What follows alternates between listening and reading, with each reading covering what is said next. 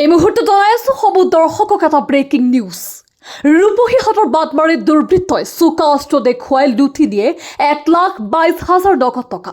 বাটমাৰীৰ আছিকুৰ ৰহমানৰ CSPত দুইজনীয়া চোকা অস্ত্ৰধাৰী দুৰ্বৃত্তই লুটি দিয়ে ধনখিনি। দুৰ্বৃত্তৰ দলটোৱে CSPৰ স্বত্বাধিকাৰী আছিকুৰ ৰহমানক শাৰীৰিকভাৱে প্ৰহাৰ কৰি চলাই লুটপাট। টকা উঠাবলৈ যোৱা এজন গ্ৰাহকৰ সন্মুখত CSPৰ স্বত্বাধিকাৰীক প্ৰহাৰ কৰি ধন লৈ যোৱাৰ অভিযোগ। ঘটনাস্থলীত ৰূপহীহাট আৰক্ষী উপস্থিত হৈ তদন্ত অব্যাহত ৰাখিছে। ঘটনা সন্দৰ্ভত ৰূপহীহাট আৰক্ষী থানাত গোচৰ ৰুজু কৰে ভুক্তভোগী আছিকুৰ ৰহমানে। আমাৰ ওচৰত প্ৰত্যক্ষদৰ্শীৰ কিছু মন্তব্য আছে, শুনাই ল'ব বিচাৰিছো। News desk report, Samaguri live. ঘটনা মানে আমি কাগজপত্র লয়ে গেছি, ফিঙ্গার একটা দিছি, বাবা একটা দিতে কলা তোমার টেহা 48,770 হয় নাই, আমার মন থাকে না।